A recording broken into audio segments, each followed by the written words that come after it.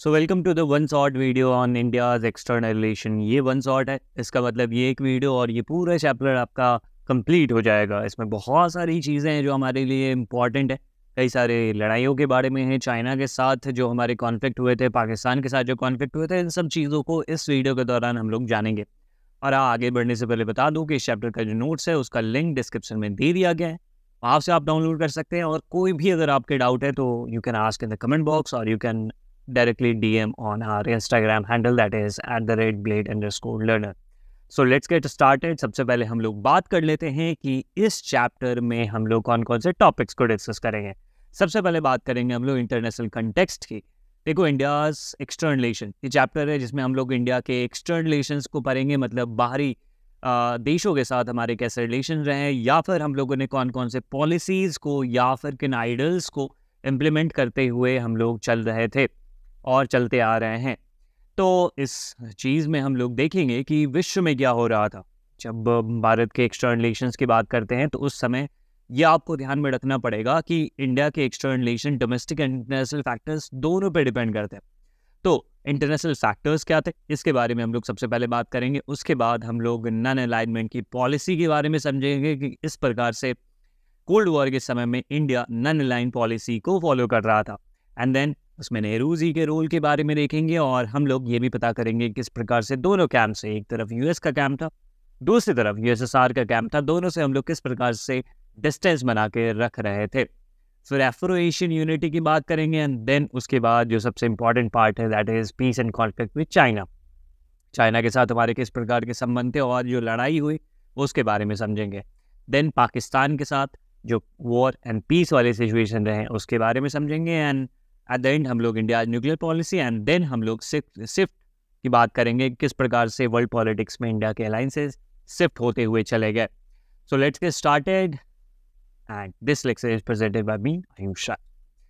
देखो, जब हम लोग इंडिया के एक्सटर्नल रिलेशंस की बात करते हैं तो हम लोग चलते हैं उस समय पे जब भारत आज़ाद हो रहा था।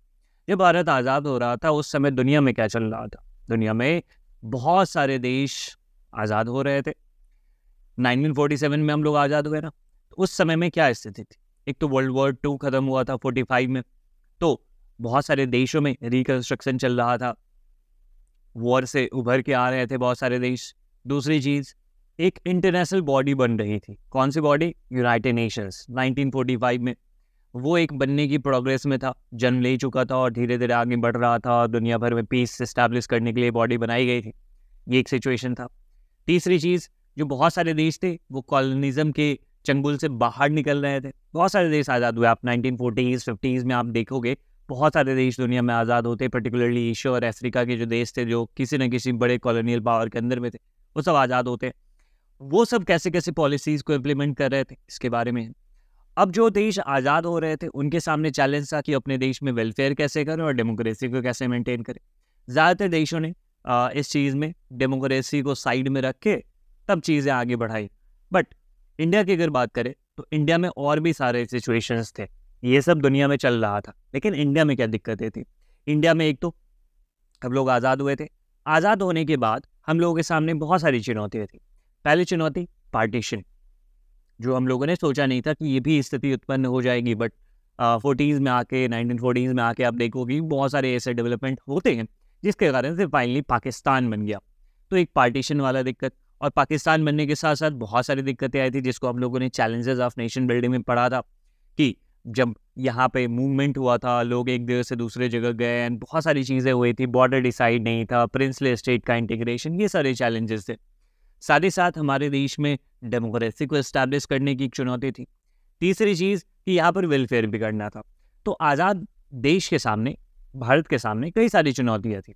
एक तो ग्लोबल चैलेंज जो मैंने आपको बता दिया, पूरी दुनिया में बहुत सारे अलग अलग चैलेंजेस थे, जैसे वर्ल्ड वॉर 2 के बाद रिकंस्ट्रक्शन एंड बहुत सारे नए देशों का इमरजेंस। बट इंडिया में क्या दिक्कतें थी? British legacy. ब्रिटिशर्स जब छोड़ के गए तो बहुत सारी दिक्कतें भी हमारे यहाँ पर छोड़ के गए थे। पार्टीशन छोड़ के गए थे, पॉवर्टी छोड़ के गए थे। तो इन सब ने भारत के फॉरेन पॉलिसी को बहुत हद तक प्रभावित किया है। इन सब चीज़ों को मद्देनजर रखते हुए हम लोगों ने अपनी फॉरेन पॉलिसी को डिज़ाइन किया और उसको लेकर आगे बढ़े। इंडिया का क्या एम रहा है? इंडिया शुरू से ही ये बात करते आ रहा है कि हम लोग दूसरे देशों की सोवरेनिटी को रिस्पेक्ट करेंगे। आप लोग हमारी सोवरेनिटी को रिस्पेक्ट करो। सोवरेनिटी मतलब क्या होता है? हिंदी में अगर कहूँ तो ये संप्रभुता होता है। इसका मतलब होता है कि आप अपने डिसीजंस को लेने के लिए खुद पर डिपेंडेंट हैं, किसी दूसरे देश पर डिपेंडेंट नहीं है। इसका अर्थ ये हुआ कि भारत अपने डिसीजन, चाहे वो इंटरनल मैटर्स के हो या एक्सटर्नल मैटर्स को लेकर हो, उन सब के लिए वो इंडिपेंडेंट है। मतलब कोई दूसरा देश हमें नहीं बताएगा कि हमें क्या करना है। अगर आसान भाषा में कहे तो कोई दूसरा देश हमें ये चीज़ नहीं बताएगा कि हम इंटरनली या एक्सटर्नली क्या डिसीजंस लें। और भारत चाहता है कि हम अपने बिहार का या बंगाल का या कश्मीर का रिकंस्ट्रक्शन कुछ इस प्रकार से करे, या अपनी इकोनॉमिक पॉलिसी को इस तरीके से डिज़ाइन करे जो कि बेनिफिट के लिए होगा भारत के लिए। तो इसमें कोई चाइना बताने नहीं आएगा, यूएस बताने नहीं आएगा, ब्रिटेन बताने नहीं आएगा। हम लोग खुद से अपनी चीज़ों को गवर्न करें। तो सोवरेनिटी मतलब कि आपके पास इंडिपेंडेंस है अपने आप को गवर्न करने के लिए। साथ ही साथ एक्सटर्नल मैटर्स, अब हमें किसी के साथ दोस्ती करनी है, किसके साथ हमें संबंध बनाने हैं, किसके साथ नहीं बनाने हैं, ये सब कौन डिसाइड करेगा? इंडिया डिसाइड करेगा। ठीक है, तो सोवरेनिटी का मतलब ये होता है कि आप अपने डिसीजंस, चाहे वो इंटरनल हो एक्सटर्नल हो, दोनों को लेने के लिए इंडिपेंडेंट है। तो भारत ये कह रहा था कि आप मेरी सोवरेनिटी को रिस्पेक्ट करो, हम आपकी सोवरेनिटी को भी रिस्पेक्ट करें, और दुनिया भर में यही चीज़ें होनी चाहिए था। शुरुआत में हमारे जो लीडर्स थे लाइक जवाहरलाल नेहरू, वो किस चीज़ को फॉलो कर रहे थे? वो आइडियलिज्म को फॉलो कर रहे थे। तो उनका ये मानना था कि दुनिया भर में ये चीज़ें हो, सभी लोग एक दूसरे की सोवरेनिटी को रिस्पेक्ट करें और सिक्योरिटी मेंटेन करना के रखें। ऐसा ना हो कि वॉर में चले जाएं, इन्वॉल्व हो जाए, लड़ाई झगड़े नहीं, बस प्यार से दुलार से सारे कंट्री पीसफुली रहे। और हम लोग अपनी फॉरेन पॉलिसी को इन्हीं सब चीज़ों को ध्यान में रख के डिज़ाइन भी कर रहे थे। और अगर आप देखोगे तो हमारे कॉन्स्टिट्यूशन का जो 4th पार्ट है, पार्ट 4 है, उसमें क्या है? DPSP, directive principle of state policy. आपने पढ़ा होगा क्लास 11th में। इसमें क्या है? स्टेट को कुछ डायरेक्शंस दिए गए, कॉन्स्टिट्यूशन ने कुछ डायरेक्शंस दिए हैं कि भाई स्टेट यार, तुम ना जब भी कभी पॉलिसी फ्रेम करना तो इन सब चीज़ों का ध्यान रखना। तो जब directive principle of state policy पढ़ोगे तो उसके आर्टिकल नंबर 51 में ये चीज़ें मेंशन है। आर्टिकल नंबर 51 में क्या लिखा है? Promotion of international peace and security. और इन सब चीज़ों में अंडरलाइन किए गए हैं कुछ आइडल्स कि हम लोग इंटरनेशनल जब भी हम लोग डीलिंग करेंगे या फॉरेन पॉलिसी बनाएंगे या दुनिया के अलग अलग देशों के साथ संबंध बनाएंगे तो इन सब चीज़ों का ध्यान रखेंगे। क्या ध्यान रखेंगे? स्टेट हमेशा ये एंडेवर करेगा, ये प्रयत्न करेगा कि international peace and security promote हो सके, दुनिया भर में पीस एंड सिक्योरिटी हो। देख रहे हो कितने आइडल हम लोग एकदम अच्छे बच्चे की तरह अपनी फॉरेन पॉलिसी को डिज़ाइन कर रहे थे या स्टेट को ये डायरेक्शन दिए थे कि दुनिया भर में पीस एंड सिक्योरिटी को मेंटेन करके रखना है, उसको प्रमोट करना है। दूसरी चीज़, देशों के साथ जस्ट एंड ऑनरेबल रिलेशंस बना के रखने, अच्छे संबंध बना के रखने और ऑनरेबल रिलेशंस भी बना के रखें, आदतपूर्ण। फिर तीसरी चीज़ कि इंटरनेशनल लॉ को अबाइड किया जाए, इंटरनेशनल लॉ को प्रमोट किया जाए। जो भी ट्रीटीज़ हम लोग करते हैं, जो भी डीलिंग्स करते हैं, उसमें इस चीज़ का ध्यान रखा जाए कि हम लोग इंटरनेशनल जो लॉ है, दुनिया भर में जो लॉ है, उस चीज़ को फॉलो करें। और ना केवल हम फॉलो करें बल्कि दुनिया के देशों को भी इस चीज़ के लिए मोटिवेट करें, इस चीज़ के लिए प्रोत्साहित करें कि आप भी इंटरनेशनल लॉ को फॉलो करो। जैसे यूनाइटेड नेशंस के जो लॉ है वो प्रमोट किए जाएं। आपने यूनाइटेड नेशंस चैप्टर में भी पढ़ा था कि इंडिया इस चीज़ की काफ़ी ज़्यादा मुखालफत करता है, इस चीज़ को काफ़ी ज़्यादा प्रमोट करता है कि इंटरनेशनल जो लॉ बने हैं वो सारे देश फॉलो करें ये चीज़। साथ ही साथ इंडिया के स्टेट को ये डायरेक्शन दिए गए हैं कि ऐसा करना यार कि इंडिया हमेशा ये चीज़ चाहता है कि जो भी डिस्प्यूट है दुनिया भर में वो पीसफुल मैनर में सेटल हो। और इस चीज़ का आप देखोगे भी एग्जाम्पल, जब कोरियन वॉर होता है 1950 से लेकर 53 तक, साउथ कोरिया नॉर्थ कोरिया वाले जो पार्ट था, जब वो लड़ाई लड़ा था तो इंडिया को अपॉइंट किया गया था यूनाइटेड नेशंस के द्वारा। जवाहरलाल नेहरू को अपॉइंट किया गया था कि आप देखो इस चीज़ में मीडिएट करवाओ, इस चीज़ को सॉल्व करवाओ। सोच सकते हो 1950 से 53 के बीच में लड़ाई हो रही है, भारत एक नए वाला देश है, मतलब बहुत नया बन के आया है, लेकिन यूनाइटेड नेशंस किस पे ट्रस्ट कर रहा है? इंडिया पे ट्रस्ट कर रहा है कि यार इंडिया तुम लोग बहुत अच्छे आदमी हो, आइडियलिज्म को फॉलो करते हो, तुम यार बात करते हो कि दुनिया भर में जो भी कॉन्फ्लिक्ट है, जो भी वॉर चल रहे हैं, जो भी मसले हैं, उसको पीसफुल तरीके से सॉल्व किया जाए, और ये तुम्हारी कॉन्स्टिट्यूशन में भी लिखा हुआ है। तो नेहरू जी आप जाइए उन सब चीज़ों को सॉल्व करिए। सॉल्व भी किया गया बहुत हद तक।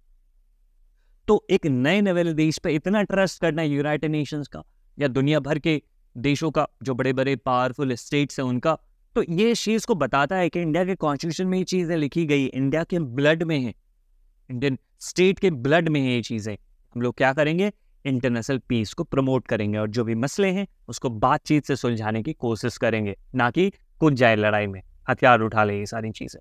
तो इन सब चीज़ों को ध्यान में रखा गया। साथ ही साथ अगर आप देखोगे उस समय के जो देश थे, दुनिया भर के अलग अलग देश, जो नए नए नए देश थे, उनके लिए आप देखोगे कि उनके लिए दिक्कतें। अब नए नवेले देश हैं, अब नए नवेले देश है तो बेचारे के पास रिसोर्स नहीं है। तो कई बार क्या होता है कि वो सब देश किसी न किसी पावरफुल देश की तरफ अलाइन हो जाते हैं। और वो समय कैसा था, वो समय था कोल्ड वॉर का। और कोल्ड वॉर के समय दो ब्लॉक्स थे, एक यूनाइटेड स्टेट्स का और एक था यूएसएसआर का।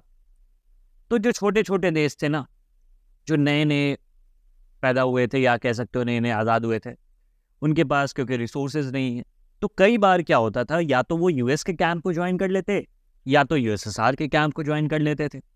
उनकी अपनी सही नहीं रहते थे, या आप कह सकते हो कि वो पूर्ण रूप से सोवरेन नहीं रहते थे। अब वो यूएस जो, अगर वो यूएस के कैंप को ज्वाइन कर लेते तो यूएस जो कहेगा वो बात मानेंगे, या यूएसएसआर के कैंप को ज्वाइन कर लेते, यूएसएसआर जो कहेगा, जैसा कहेगा वैसा कर लेते थे। और ये समय में ये स्ट्रगल चल रहा था। यूएस का अपना मिलिट्री अलायंस है, नाटो, सीटो, सेंटो जैसे बहुत सारे मिलिट्री अलायंस थे, अलग अलग ट्रीटीज थी। और दूसरी तरफ यूएसएसआर का वार्सो पैक्ट था। तो इस तरीके से जो डेवलपिंग कंट्रीज होते हैं, और अगर आप डेवलपिंग कंट्रीज के कंटेक्स्ट में भी सोचोगे ना, तो बेचारे क्या करें, पैसा नहीं है, पैसे के लिए डिपेंडेंट रहना पड़ेगा। यूएस कहता था यार तुम मेरे कैंप में ज्वाइन कर लोगे ना तो मैं तुम्हें पैसे दे दूंगा, हथियार दूंगा, ये सारी चीज़ें। हुआ भी ऐसा। पाकिस्तान को देखोगे, पाकिस्तानी यूएस के कैंप को ज्वाइन कर लिया था, ठीक है। तो पाकिस्तान को काफ़ी ज़्यादा पैसा मिला, हथियार मिला, काफ़ी फ़ायदा मिला इन सब चीज़ों से। तो जो डेवलपिंग कंट्रीज थे उनके सामने दिक्कत आती थी कि कोई फर्म स्टैंड नहीं ले सकते थे, कोई बोल्ड स्टैंड नहीं ले सकते थे। वो किसी न किसी पावरफुल स्टेट के सबऑर्डिनेट हो गए, उनके नीचे रह के काम कर लेते थे या काम चला रहे थे, क्योंकि उनको पैसे चाहिए थे, हथियार चाहिए थे, बहुत सारी चीज़ें चाहिए थी, उनको अपने आस पड़ोस के देशों से सुरक्षा चाहिए थी। तो ये सब चीज़ें भी हो रही थी। लेकिन इंडिया ने क्या सोचा, हम ये कैंप वैम्प के चक्कर में नहीं बनेंगे, ना ही हम यूएस के कैंप को ज्वाइन करेंगे, ना ही यूएसएसआर के कैंप को ज्वाइन करेंगे। हम नॉन अलाइंड रहेंगे, हम किसी तरफ अलाइंड नहीं रहेंगे। अलाइंड होने का मतलब क्या हो गया, किसी की तरफ झुक जाना है, किसी की तरफ किसी को ज्वाइन कर लेना, किसी कैंप को। ना हमने यूएस के कैंप को ज्वाइन किया, ना ही हम लोगों ने यूएसएसआर के कैंप को ज्वाइन किया। भाई पाकिस्तान हमारा पड़ोसी मुल्क आज़ाद होने के बाद उसने फिर यूएस के कैंप को ज्वाइन कर लिया था, उसने सीटो सेंटो जैसे ट्रीटी साइन कर लिए थे यूएस के साथ। तो ये सारी चीज़ें। लेकिन इंडिया क्या था, हम लोगों ने बोला नहीं यार, ये क्या बात हुई कि हमको यूएस के कैंप को ज्वाइन करना पड़ेगा, यूएसएसआर के कैंप को ज्वाइन करना पड़ेगा। नहीं, अब ज्वाइन नहीं करेंगे। हम अपने डिसीजंस को लेने के लिए खुद काबिल है, खुद से लेंगे डिसीजंस को। हमें कोई क्यों बताएगा कि हमें क्या डिसीजन लेना चाहिए। और इंडिया ने काफ़ी सारे मुल्कों के साथ मिलकर नॉन अलाइंड मूवमेंट की शुरुआत करी थी और एक तीसरा रास्ता दिया था देशों को। ज़रूरी नहीं है कि आप यूएस के कैंप को जरूरी नहीं है कि आप यूएसएसआर के कैंप को ज्वाइन करें। You can stay non aligned, you can follow your external relations और foreign policy according to yourself, right. तो ये सारी चीज़ें थी। और जैसा मैंने आपको बताया कि इंडिया की जो फॉरेन पॉलिसी है शुरुआती दिनों में कोल्ड वॉर पॉलिटिक्स से काफ़ी ज़्यादा प्रभावित भी थी। कोल्ड वॉर चल रहा था और इन सब चीज़ों से काफ़ी ज़्यादा प्रभावित। अब देखो, इंडिया के फॉरेन पॉलिसी की अगर बात करें तो इस चीज़ को आपको समझना पड़ेगा कि भारत का जो स्वतंत्रता संग्राम था, जब आज़ादी की लड़ाई चल रही थी, तो हम लोग केवल भारत को आज़ाद कराने के लिए नहीं लड़ रहे थे, या हमारा मोटिव ये नहीं था कि केवल भारत आज़ाद हो। हम लोग दुनिया भर के कॉलोनिज्म के आइडिया को हम लोग अपोज कर रहे थे। हम लोग ये कह रहे थे कि दुनिया भर में कॉलोनिज्म नहीं होना चाहिए। हम लोग केवल ये नहीं कह रहे थे कि इंडिया में कॉलोनिज्म नहीं होना चाहिए, इंडिया से ब्रिटिशर्स को भगाओ। नहीं, हम लोग ये कह रहे थे कि दुनिया भर से कॉलोनिज्म का जो कॉन्सेप्ट है वो ख़त्म होना चाहिए। ये क्या बात हुई कि आप बड़े पावर हो तो दूसरे देशों पे आकर कब्जा कर लोगे? नहीं, हमारी ये हमारा ये कहना था, हमारी ये सोच थी कि दुनिया भर में कॉलोनिज्म ख़त्म होना चाहिए। मतलब ग्लोबल एंटी कॉलोनियल स्ट्रगल के हम लोग सपोर्टर थे। चाहे वो इंडोनेशिया से डच को बाहर करने की बात हो, या अफ्रीका के देशों से जो पार्स थे उनको बाहर करने की बात हो, इवन कि हम लोग जो उस समय में अपार्थेड वाला सिचुएशन था साउथ अफ्रीका में। अपार्थेड क्या होता है? अपार्थेड मतलब होता है रेशियल डिस्क्रिमिनेशन। आप लोगों ने पढ़ा होगा इसके बारे में। रेशियल डिस्क्रिमिनेशन साउथ अफ्रीका में होता था, गोरे और काले के बीच में भेदभाव होता था। हम लोगों ने इसके अपोज में भी आवाज़ उठाई और कई सारे देशों के साथ हम लोगों ने मिलकर काम किया। ऐसा नहीं था कि हम लोग अकेले लड़ाई लड़ रहे थे, दुनिया के अलग अलग देशों के साथ मिलकर लड़ाई लड़ रहे थे। ठीक है, कई सारे देशों के साथ हमारा संपर्क, कई सारे अलग अलग लीडर्स के साथ हमारा संपर्क। इसमें बहुत अच्छा एग्जाम्पल है इंडियन नेशनल आर्मी का, आज़ाद हिंद फौज, जो कि नेताजी सुभाष चंद्र बोस के द्वारा बनाया गया था। उसमें कई सारे देशों के साथ संपर्क किया गया था, चाहे वो जर्मनी हो, चाहे वो कोरिया हो, चाहे वो जापान हो। इन सब देशों में नेताजी विजिट करे थे और उनके लीडर्स के साथ कोलैब किया था। लीडर्स के साथ काफ़ी ज़्यादा एक तरह से कह सकते हो कि उनके साथ अच्छे संबंध बनाए थे और आज़ाद हिंद फौज की स्थापना करी गई थी, जो कि इंडिया प्लस बहुत सारे अलग अलग देशों में कॉलोनियल डोमिनेंस के खिलाफ या कॉलोनियल पावर्स के खिलाफ लड़ाई लड़ रहे थे। तो ये सारी चीज़ें थे। तो मतलब ऐसा नहीं था कि हमारे लीडर्स एक तरह से कह सकते हो कि अकेले में लड़ रहे थे। दुनिया के अलग अलग देशों के साथ, अलग अलग लीडर्स के साथ कनेक्शन बना के चीज़ों को आगे ले चल रहे थे। और भारत की जो फॉरेन पॉलिसी, इवन की किसी भी देश की फॉरेन पॉलिसी जो होती है, वो डोमेस्टिक फैक्टर्स और जो इंटरनेशनल फैक्टर्स होते हैं दोनों पर डिपेंडेंट होते हैं। आप तो ऐसा नहीं है कि आप सॉलिट्यूड में रह रहे हो, चंद्रमा पे रह रहे हो या मंगल ग्रह पे रह रहे हो, भाई आप धरती पे रह रहे हो ना। तो आपके जो पॉलिसीज होंगे वो जो डोमेस्टिक फैक्टर्स है और जो इंटरनेशनल फैक्टर्स है दोनों पे डिपेंड करेंगे, दोनों चीज़ों से प्रभावित होंगे। और इंडिया की फॉरेन पॉलिसी दोनों चीज़ से प्रभावित हो रही थी। उस समय कैसा सिचुएशन था? तो कोल्ड वॉर का सिचुएशन था और इंडिया को उस चीज़ में अब डिसाइड करना था कि वो यूएस के कैंप को ज्वाइन करे, यूएसएसआर के कैंप को ज्वाइन करे। तो इस चीज़ में फिर इंडिया की फॉरेन पॉलिसी डिसाइड होनी थी। फिर और क्या मैंने बताया कि यूएन का फॉर्मेशन उस समय में हो रहा था। तो यूएन के फॉर्मेशन भी एक बहुत नई चीज़ थी और इसका लोग ख्वाब देख रहे थे कि एक ऐसी बॉडी होगी, इंटरनेशनल बॉडी होगी जो कि दुनिया में पीस एंड सिक्योरिटी को इस्टेब्लिश करेंगे। फिर न्यूक्लियर वेपन्स उस समय काफ़ी ज़्यादा बनाए जा रहे थे उस समय में, चाहे वो यूएस हो, यूएसएसआर हो, फ्रांस हो, ब्रिटेन हो, इवन कि 1964 में जाके चाइना तक ने बना लिया। तो न्यूक्लियर वेपन्स का डेवलपमेंट हो रहा था उस समय में धड़ल्ले से। कम्युनिस्ट चाइना का इमरजेंस हो रहा था। 1949 में कम्युनिस्ट रिवॉल्यूशन होता है, PRC people's republic of China का गठन होता है। हमारे पड़ोसी मुल्क कम्युनिस्ट देश बन चुका था, ये एक बहुत बड़ी बात थी। और उस समय डीकॉलोनाइजेशन भी हो रहा था, कई सारे देश आज़ाद हो रहे थे। अब इंडिया की फॉरेन पॉलिसी की अगर बात करूँ तो उसमें शुरुआती समय में नेहरू जी का बहुत बड़ा योगदान रहा है। और इवन आप कह सकते हो कि आज तक भी इंडिया की जो फॉरेन पॉलिसी रही है उसके आइडल्स जो सेट किए गए हैं, उसके काफ़ी सारी चीज़ें नेहरू जी के द्वारा ही डिसाइड करी गई थी और उस आइडल को काफ़ी हद तक आज तक हम लोग फॉलो करते आ रहे हैं। इतना बड़ा योगदान रहा है नेहरू जी का। नेहरू जी भारत के पहले प्रधानमंत्री के साथ साथ भारत के पहले एक्सटर्नल अफेयर्स मिनिस्टर भी थे। मतलब उन्होंने विदेश मंत्रालय का कार्यभार अपने पास ही रखा हुआ था। तो 1947 से लेकर उनके निधन 1964 तक वो भारत के प्रधानमंत्री, साथ साथ भारत के विदेश मंत्री भी रहे थे। अगर आपसे ये प्रश्न पूछा जाए कि भारत के पहले विदेश मंत्री कौन थे, तो आप कहोगे कि पंडित नेहरू। उन्होंने विदेश मंत्रालय का कार्यभार भी अपने पास रखा हुआ था। तो इस कारण से फॉरेन पॉलिसी का जो शेप देने की बात है तो नेहरू जी ने दिया। नेहरू जी के ऑब्जेक्टिव्स की बात करते हैं, उस समय के फॉरेन पॉलिसी के ऑब्जेक्टिव की बात करते हैं।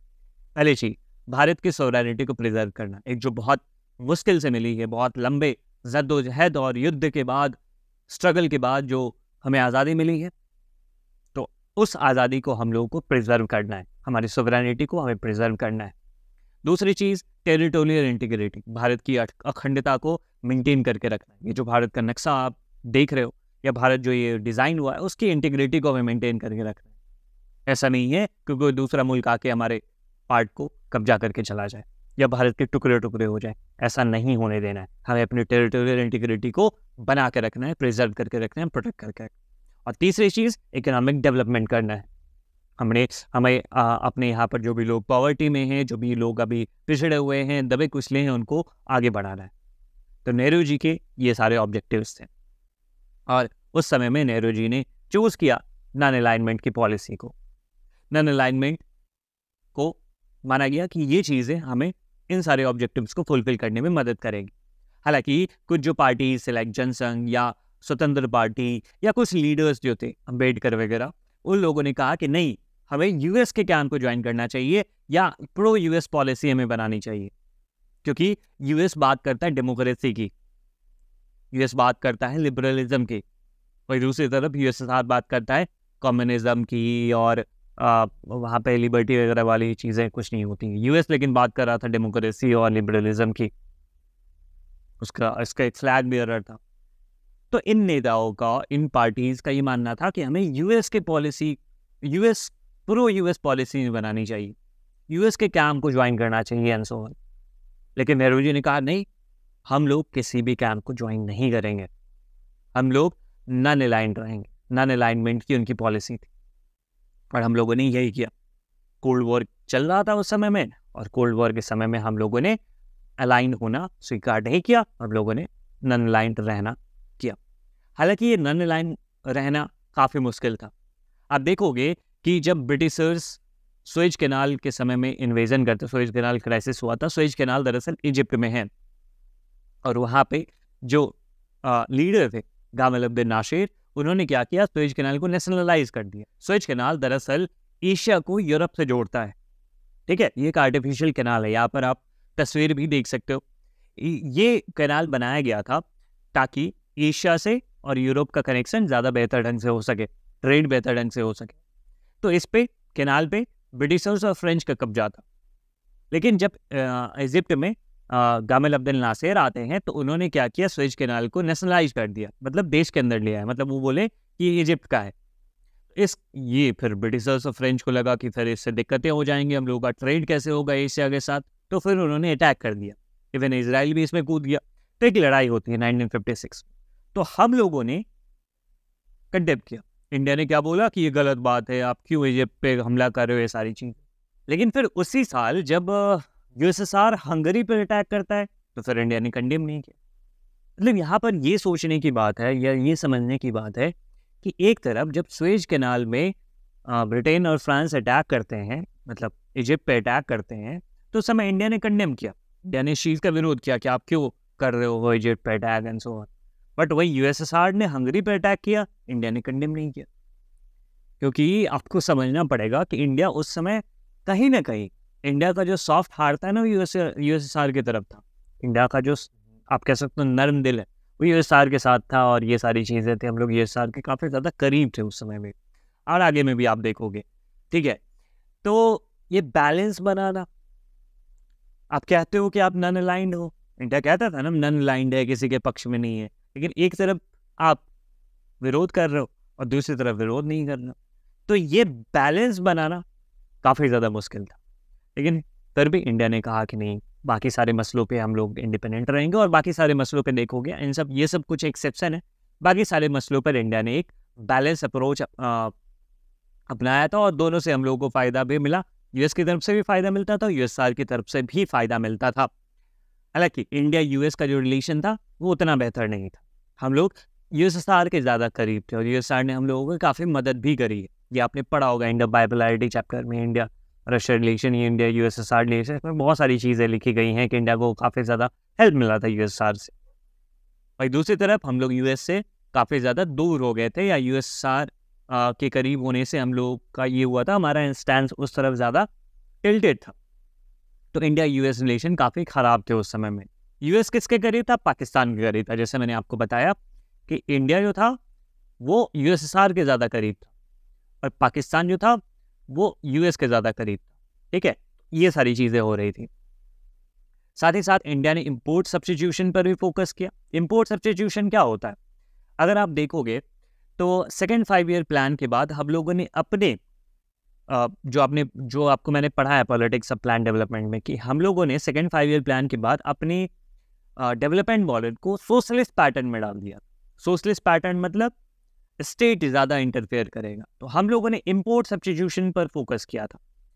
इम्पोर्ट सब्स्टिट्यूशन का अर्थ ये होता है कि बाहर से हम लोग नहीं मंगाएंगे चीज़ों को, ठीक है, हम लोग अपने ही देश में उस चीज़ को डेवलप करेंगे, उस चीज़ को प्रोड्यूस करेंगे। इसका मतलब ये हो गया कि हम लोग इम्पोर्ट को अपने यहाँ पर ही सब्स्टिट्यूट कर दे रहे हैं। जैसे मान लो कि गेहूँ मंगा रहे हैं बाहर से या बिस्किट मंगा रहे हैं बाहर, तो हम बिस्किट नहीं मंगाएंगे, हम लोग अपने देश में ही प्रोड्यूस कर लेंगे। इम्पोर्ट को सब्स्टिट्यूट कर लेना है देश में ही प्रोडक्शन करके। तो इंडिया ने इम्पोर्ट सब्स्टिट्यूशन पे ज़्यादा फोकस किया। अब इस कारण से हम लोगों का इकोनॉमिक ग्रोथ कम हो रहा था, या हम लोगों का इकोनॉमिक एंगेजमेंट कम हो रहा था दुनिया के अलग अलग देशों के साथ, क्योंकि हम लोगों ने दुनिया के देशों के साथ रिलेशन मतलब लिमिटेड चीज़ें थी। हम लोगों ने अपनी इकॉनमी को ओपन नहीं किया हुआ था। हम लोग अपने ही देश पे प्रोडक्शन करने पे ज़्यादा फोकस कर रहे हैं। जैसा आपने देखा होगा यूएसआर के साथ, वो अपने देश में चीज़ों को प्रोड्यूस करा करता था। लाइक वाइज इंडिया ने भी टिल 1990s, अर्ली 1990s, और to be specific till the year 1991, India ने अपने यहाँ पर क्लोज इकॉनमी रखी थी। दुनिया के देशों के साथ उतने ज़्यादा हम लोगों के संबंध नहीं थे इकोनॉमिक पर्सपेक्टिव में की अगर मैं बात करूँ। कुछ ज़रूरी चीज़ें थी, बस वही हम लोग मंगा रहे थे, बाकी चीज़ें हम लोग अपने यहाँ पर प्रोड्यूस करने की ही कोशिश कर रहे थे। तो ये सारी चीज़ें थी। अब अगर हम बात करें एफ्रो एशियन यूनिटी की, एफ्रो एशियन यूनिटी मतलब अफ्रीका के देश और एशिया के देशों के साथ हम लोग संबंध स्थापित कर रहे थे। आप नेहरू जी की बात करेंगे तो नेहरू जी की लीडरशिप पे हम लोगों ने एशियन यूनिटी को काफ़ी ज़्यादा प्रमोट किया कि एशिया के देशों के साथ हमारे एक अच्छे संबंध हो, और एशिया की एकता की बात करें हम लोगों ने, एशिया के देशों की एकता की बात करें, एशिया के देशों के दोस्ती की बात करी हम लोगों ने। और इवन कि हम लोगों ने एशियन रिलेशन कॉन्फ्रेंस भी ऑर्गेनाइज किया। कब? मार्च 1947 में। आप देख रहे हो, हम लोग आज़ाद होते हैं अगस्त में, लेकिन उससे पहले ही हम लोगों ने एशियन यूनिटी की बात करनी शुरू कर दी थी। आज़ादी से पहले ही हम लोगों ने अपने यहाँ पे न्यू दिल्ली में एशियन रिलेशन कॉन्फ्रेंस ऑर्गेनाइज किया था। इसमें एशिया के देशों के साथ अच्छे संबंध बनाने की बात करी गई थी। फिर हम लोगों ने जो डच लोग हैं, नीदरलैंड्स के लोग जो इंडोनेशिया को कॉलोनी बनाकर रखे हुए थे, उनके फ्रीडम के लिए हम बात करी कि भाई कि जो इंडोनेशिया के लोग हैं उनको फ्रीडम मिलना चाहिए। साथ ही साथ साउथ अफ्रीका में जो अपार्थाइड हो रहा था, रेशियल डिस्क्रिमिनेशन, उसके खिलाफ भी हम लोगों ने बात करी। साथ ही साथ बैंडुंग कॉन्फ्रेंस होता है। बैंडुंग कहाँ पर है? ये इंडोनेशिया में है। और बैंडुंग कॉन्फ्रेंस में अफ्रीका के और एशिया के न्यूली इंडिपेंडेंट कंट्रीज के बीच में कॉन्फ्रेंस किया गया। रिपीट, बैंडुंग में एशिया के और अफ्रीका के जो न्यूली इंडिपेंडेंट कंट्रीज थे उनके बीच में कॉन्फ्रेंस किया गया, उनके साथ कॉन्फ्रेंस किया गया ताकि एफ्रो एशियन यूनिटी बेहतर हो सके, क्योंकि स्थितियां इन सब देशों की सेम ही थी। ये सब लोग सैकड़ों सालों के या फिर कह सकते हो बहुत लंबे अरसों के कॉलोनिज्म से बाहर निकले थे। तो सभी देश गरीब हैं, पिछड़े हुए हैं, सभी सताए हुए हैं किसी न किसी यूरोपियन पावर के। तो इन सब चीज़ों के लिए सब कॉन्फ्रेंस ऑर्गेनाइज किया। तो बैंडुंग कॉन्फ्रेंस कब ऑर्गेनाइज किया गया था? 1955 में, जहाँ पे नेहरू जी काफ़ी एक इम्पॉर्टेंट रोल प्ले करते हैं। और फिर बैंडुंग कॉन्फ्रेंस के बाद फिर NAM का गठन होता है, और NAM की पहली मीटिंग होती है 1961 में। याद रखिएगा, नॉन अलाइन्ड मूवमेंट की पहली मीटिंग कब होती है? 1961 में। कहाँ पर होती है? तो बेलग्रेड, जो अभी के सर्बिया में है। ठीक है, तो ये सारी चीज़ें होती हैं जैसा मैंने आपको बता दिया। और नेहरू जी को फाउंडर थे नॉन अलाइन्ड मूवमेंट के। ठीक है, नॉन अलाइन्ड मूवमेंट के को फाउंडर के बारे में अगर हम बात करूँ तो इसमें 5 नेताओं का नाम लिया जाता है।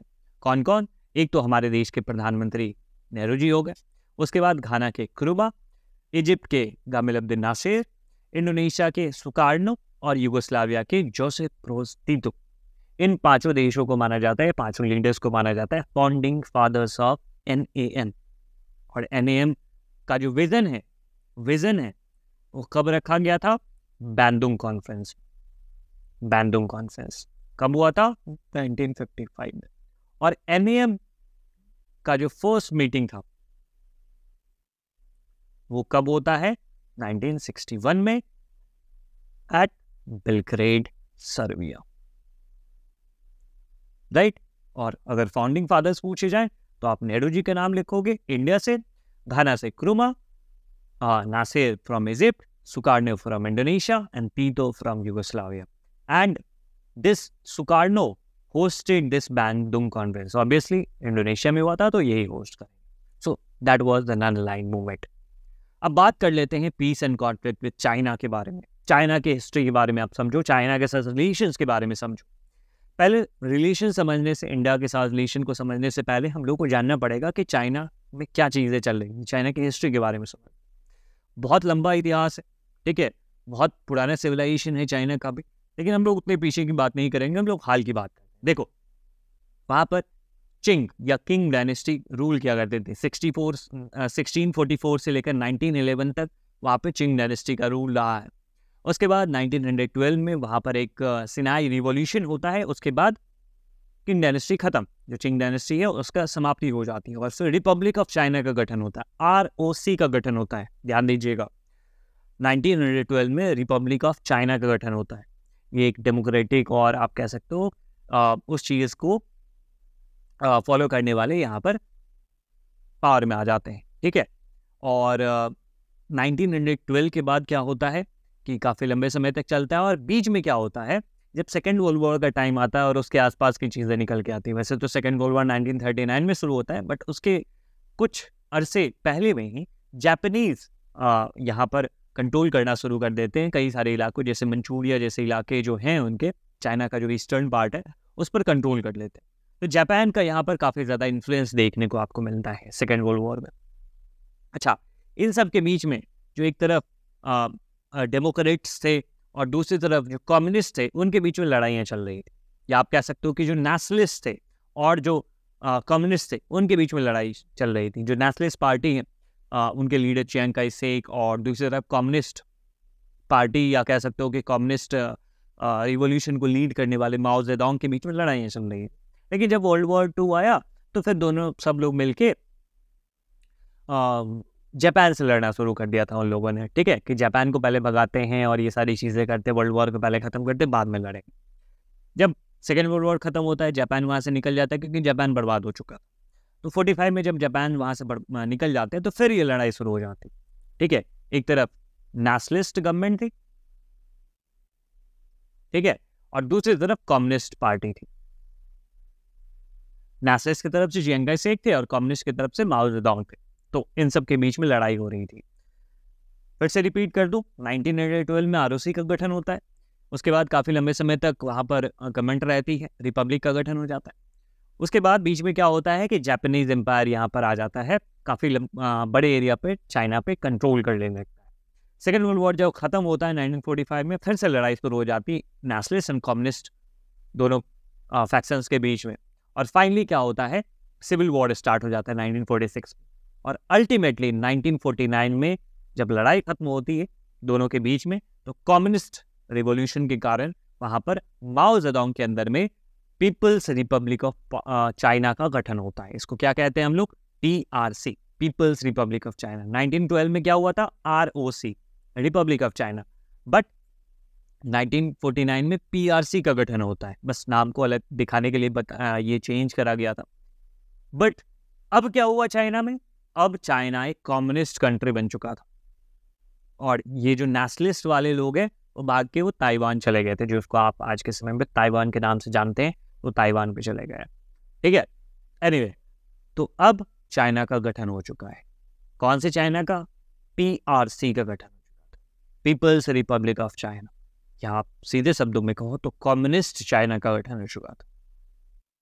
और इंडिया वन ऑफ द कह सकते हो कि शुरुआती मेंबर था, स्टार्टिंग मेंबर था या स्टार्टिंग कंट्री था जिसने PRC को रिकॉग्नाइज किया था, ठीक है. One of the first country था जिसने PRC को रिकॉग्नाइज किया था कि yes you are a country. दुनिया के कई सारे देशों ने PRC को रिकॉग्नाइज ही नहीं किया था. आपको इंटरेस्टिंग बात बताता हूँ, US काफ़ी लंबे समय तक इस कम्युनिस्ट चाइना को चाइना मान ही नहीं रहा था, वो रिपब्लिक ऑफ चाइना को ही मान रहा था.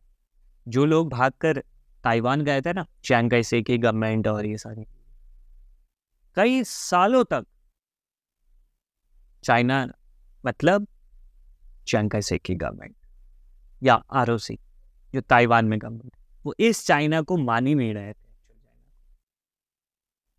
और इवन की यूनाइटेड नेशन में जो परमानेंट सीट थी P5 कंट्री में चाइना है ना, कई सालों तक ये कम्युनिस्ट चाइना को वहाँ पर जगह ही नहीं मिली थी। वो जो नेशनलिस्ट पार्टी थी, जो चियांग काई शेक की गवर्नमेंट थी, या ताइवान में जो चाइना रूल कर रही थी, उस चाइना को ही वहाँ बिठाया गया। तो क्योंकि अमेरिका उसको मानता, कोल्ड वॉर चल रहा था ना, तो कैसे कम्युनिस्ट को वो रिकॉग्नाइज कर देंगे सारी चीज़। बट कुछ स्थितियाँ बदलती है 1970 के शुरुआती समय में। 71 में हेनरी किसिंगर विजिट करते हैं, 72 में रिचर्ड निक्सन विजिट करते हैं यूएस प्रेसिडेंट, और फिर दुनिया भर का जो पॉलिटिक्स है वो चेंज हो जाता है। फिर यूएस कम्युनिस्ट चाइना के साथ कोलैब करना शुरू कर देता है। क्या हुआ था इसके बारे में मैं आपको बताऊंगा ही आगे। Anyway, India was one of the first country जिसने पीआरसी को रिकॉग्नाइज किया था, कम्युनिस्ट चाइना को रिकॉग्नाइज किया था, और काफ़ी अच्छे संबंध थे हम लोगों को उस शुरुआती समय में। नेहरू जी ने चाइना के स्टैंड को काफ़ी हद तक सपोर्ट भी किया था। हालांकि उनके जो अपने कैबिनेट के मिनिस्टर थे, पटेल साहब, उन्होंने शुरू से आगाह किया था कि चाइना पे भरोसा मत करो, चाइना के इतिहास को आप पलटोगे, चाइना के आइडल्स के बारे में समझोगे, या चाइना किस थ्योरी पर बिलीव करता है उसके बारे में आप सोचोगे या उसको पढ़ोगे, तो आपको पता चलेगा कि चाइना विश्वास करने वाला देश नहीं है। और बहुत हद तक वो आगाह कर रहे थे चाइना से सावधान रहने की। हालांकि नेहरू जी ने उनकी एक नहीं सुनी। उस समय के डिफेंस मिनिस्टर थे वी.के. मेनन, नेहरू जी के काफ़ी अच्छे दोस्त। उनका ये मानना था कि चाइना हमारे दोस्त है। हिंदी चीनी भाई भाई के नारे लगाए जा रहे थे, और चाइना हम पर कभी हमला नहीं करेगा, ऐसा माना जा रहा था। आपको बता दूं कि बहुत सालों तक चाइना का जो बॉर्डर है उस पर पैरामिलिट्री फोर्सेस थे, ठीक है, उसको आर्मी डिफेंड भी नहीं कर रही थी। तो ऐसी भी स्थिति थी उस समय में। वी.के. मेनन ने तो एक बार ये कहा था कि हमें उसकी भी ज़रूरत नहीं है, वहाँ पे पुलिस रख देंगे तो भी काम चल जाएगा, चाइना इतना अच्छा देश है।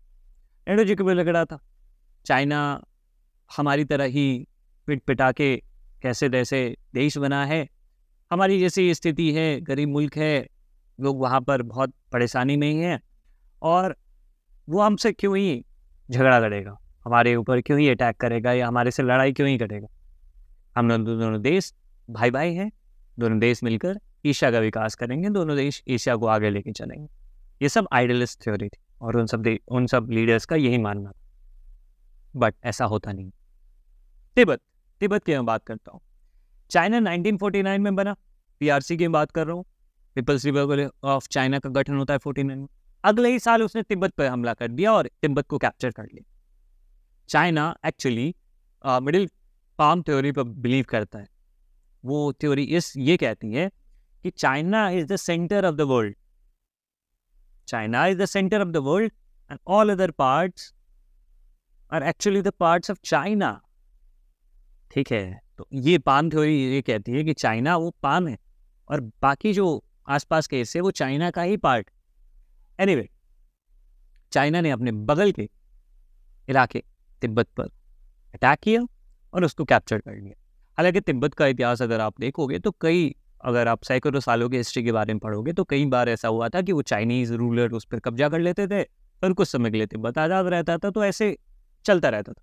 फिर चाइनीज़ आते थे, उस पर कैप्चर कर लेते, तो ऐसा लंबा इतिहास रहा है तिब्बत का। बट एनीवे, 1949 में बनता है और अगले ही साल उसने तिब्बत को सबसे पहले कैप्चर कर लिया। इंडिया ने परसुएड करना, मतलब उस समय परसुएड किया चाइना को, ये है क्या कर रहे हैं मालिक आप, तो फिर दिक्कत कर रहे हो, क्योंकि बीच में एक बफर है, इंडिया और चाइना के बीच में एक बफर है तिब्बत, उसको आप खत्म कर रहे हो और तिब्बत के लोगों पे अत्याचार कर रहे हो, क्या है उस पर कब्जा कर लिए। इंडिया क्या कह रहा था कि हम लोगों को हर एक देश की सोवरेनिटी को रिस्पेक्ट करना चाहिए। तो नेहरू जी ने कहा ये तो आप गलत कर रहे हो, क्यों ऐसा कर रहे हो, दोस्त अपन दोनों दोस्त है ना, भाई भाई है ना, अब क्यों ऐसा कर रहे हो, बेचारे मजलूमों पे अत्याचार कर रहे हो, उसको कैप्चर कर लिए, सारी चीज़ें, हल्ला कर रहा है कि इंडिपेंडेंस इंडिपेंडेंस इंडिपेंडेंस, दो ना इंडिपेंडेंस, क्या है उस पर हमला करता है। चाइना ने एक नहीं सुने, काय का सुनेगा चाइना। तो शुरुआत में इंडिया ने तो इस चीज़ पर आवाज़ भी उठाई कि तिब्बत को काय कैप्चर कर लियो, काय कैप्चर कर लियो। बट 54 में हम चाइना के साथ पंचशील एग्रीमेंट साइन कर लेते हैं, और पंचशील एग्रीमेंट में लिखा हुआ था कि एक दूसरे के टेरिटरी या इंटरनल मैटर्स पे हम लोग इंटरफेयर नहीं करेंगे। उसके बाद इंडिया ने छोड़ दिया, इंडिया ने क्लेम को स्वीकार कर लिया। तो ठीक है, आपका मैटर है, आप देखिए। बहुत बड़ी भूल, बहुत बड़ी भूल उस समय इंडिया के द्वारा। इंडिया को उस समय चाहिए था कि स्टैंड लेना था तिब्बत के लोगों के लिए, तिब्बत के इंडिपेंडेंस के लिए, लेकिन इंडिया ने जाने दिया। इंडिया ने चाइना के क्लेम को स्वीकार कर लिया, क्योंकि पंसिल एग्रीमेंट में लिखा हुआ था। पंसिल एक एग्रीमेंट था जिसको इंडिया की तरफ से नेहरू जी और चाइना की तरफ से वहां के प्रीमियर जाओ इनलाओ के बीच में साइन किया गया। 29 मार्च 1954 को ये एग्रीमेंट साइन किया गया। इस पिक्चर में आप देख सकते हो जाओ इनलाई हैं और राजेंद्र प्रसाद जी हैं, सर्वपल्ली राधाकृष्णन जी हैं और नेहरू जी हैं, राष्ट्रपति, उपराष्ट्रपति और प्रधानमंत्री। और पंसिल एग्रीमेंट में क्या क्या बातें थी? सबसे पहली बात कि हम लोग एक दूसरे की टेरिटोरियल इंटीग्रिटी को और सोवरेनिटी को रिस्पेक्ट करेंगे। ठीक है, एक दूसरे का रिस्पेक्ट करेंगे। हिंदी चीनी भाई भाई, हम आपकी टेरिटोरियल इंटीग्रिटी को, सोवरेनिटी को रिस्पेक्ट करेंगे, आप मेरी टेरिटोरियल इंटीग्रिटी और सोवरेनिटी को रिस्पेक्ट करेंगे। बहुत बढ़िया बात। दूसरी चीज़ कि म्यूचुअल नॉन एग्रेशन, एक दूसरे के खिलाफ एग्रेशन नहीं दिखाएंगे, कभी एक दूसरे पर अटैक नहीं करेंगे। बहुत बढ़िया बात। थर्ड चीज़ म्यूचुअल नॉन इंटरफेरेंस, कभी एक दूसरे के मैटर्स में हम लोग इंटरफेयर नहीं करेंगे। चौथी चीज़ इक्वालिटी एंड कोऑपरेशन, दोनों के बेनिफिट के लिए। और पांचवी चीज़ पीसफुल कोएग्जिस्टेंस, हम भी प्यार से रहें, शांति से रहें, आप भी प्यार और शांति से रहें। ये 5 प्रिंसिपल्स, और इसलिए इसको पंचशील के नाम से जाना जाता है, क्योंकि इसमें 5 प्रिंसिपल्स। 5 प्रिंसिपल क्या? एक दूसरे के टेरिटोरियल इंटीग्रिटी और सोवरेनिटी को रिस्पेक्ट करना, mutual non aggression, mutual non interference, चौथी चीज़ equality and cooperation for mutual benefit, और पांचवी चीज़ पीसफुल कोएग्जिस्टेंस। हिंदी चीनी भाई भाई के नारे दिए गए, लेकिन हुआ कुछ उलट। चाइना को यहाँ पर आप देख सकते हो, ये पूरा जो रीजन था that is China and all, but ये तिब्बत जो एक बहुत बड़ा बफर था इंडिया और चाइना के बीच में, उस बफर को ख़त्म कर दिया जाता है। अब ये भी पार्ट अब चाइना बन चुका। अब चाइना के जो बॉर्डर हैं वो हमसे लगते हैं। ये वाला जो एरिया आप देख रहे हो, रेड वाला जो एरिया पूरा देख रहे हो, लद्दाख रीजन का और उस समय के जम्मू एंड कश्मीर रीजन का, और जो ये रीजन है अरुणाचल वाला रीजन, उस समय में नॉर्थ ईस्टर्न फ्रंटियर एजेंसी के नाम से जाना जाता था, नेफा, ये वाला रीजन। ठीक है, और बीच में ये सिक्किम वाला रीजन भी आता है, but that is not the concern. Mainly जो कंसर्न है वो इस साइड में और इस साइड में निकल के आया था। जम्मू एंड कश्मीर का वो लद्दाख वाला रीजन उस समय के, और उस समय का जो नेफा वाला रीजन था, मतलब अरुणाचल प्रदेश आज के समय का, इस दोनों रीजन में अब प्रॉब्लम शुरू हो जाएंगे। इसको आप देखो, चाइना तिब्बत को कैप्चर कर लेता और वहाँ के कल्चर, रिलीजन, लैंग्वेज, एथनिसिटी को प्रभावित करना और उसको दबाने शुरू कर देता है। 1958 में तिब्बत के लोगों ने रिवोल्ट कर दिया चाइना के खिलाफ, लेकिन चाइना ने उसको दबा दिया, मारपीट के लोगों को मार के दबा दिया।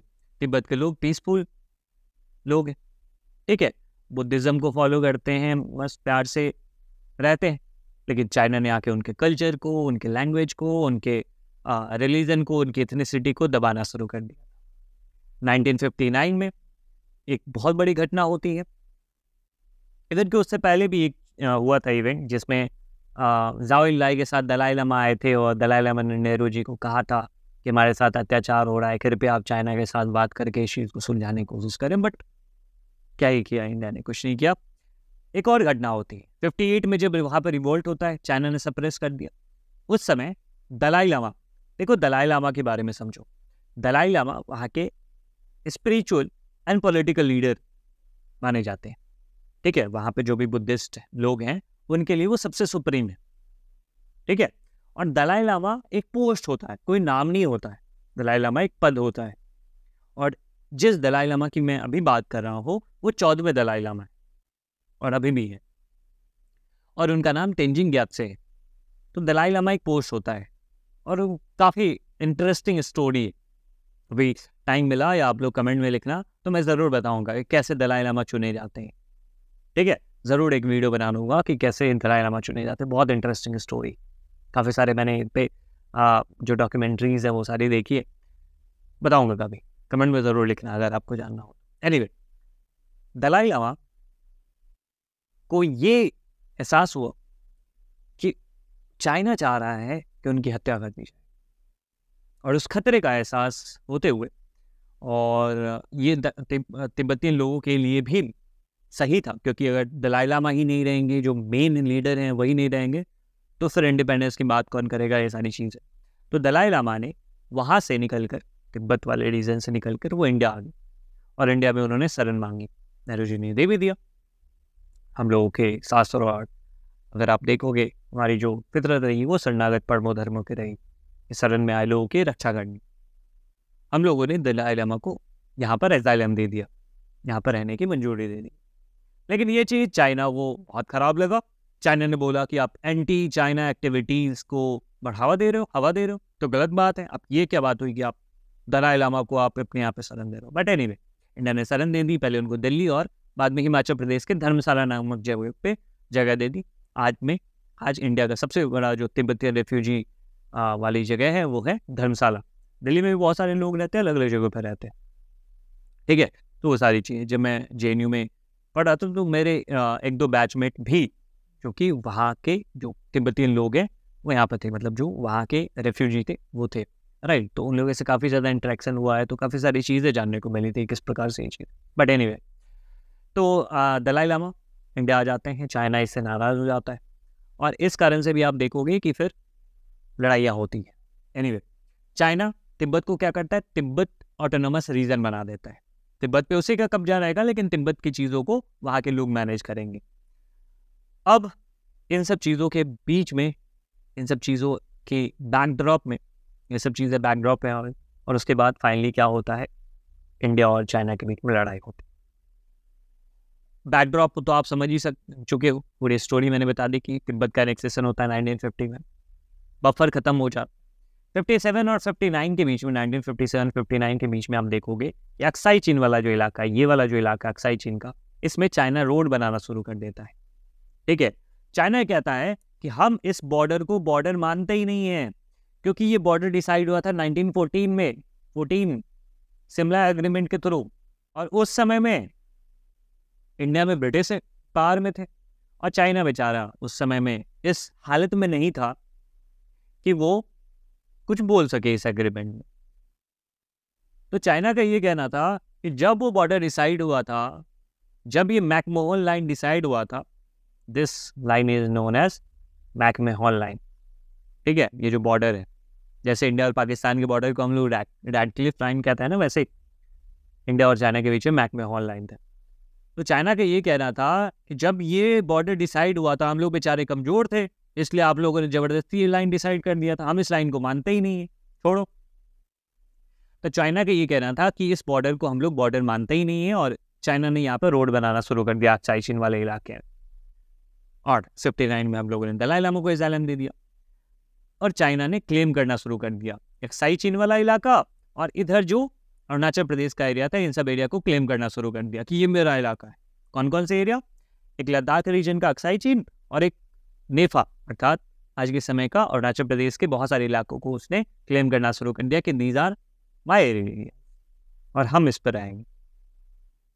फाइनली 1962 के अक्टूबर में चाइना ने हम पर अटैक, जब दुनिया द क्यूबन मिसाइल क्राइसिस में फंसी हुई थी, उस बैकड्रॉप में चाइना ने हमारे ऊपर अटैक कर दिया। 20 अक्टूबर 1962 को लड़ाई शुरू हो जाती है, करीब 2000 से ज़्यादा लोग मारे जाते हैं दोनों इलाकों में, चाहे वो अक्साई चीन वाला इलाका हो और इधर अरुणाचल प्रदेश वाला वो इलाका हो, दोनों तरफ अटैक हो जाता है।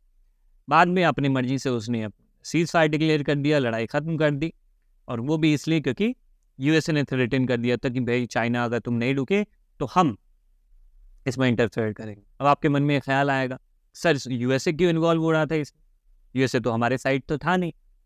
देखो ये चीज़ समझो कि कम्युनिस्ट था चाइना, और USA को ये डर था कि कहीं चाइना इंडिया में घुस न जाए, तो एक तरह से US चाइना को नहीं रोक रहा था, एक तरह से US कम्युनिस्ट आइडियोलॉजी को फैलने से रोक रहा था, कम्युनिज्म को फैलने से रोक रहा था।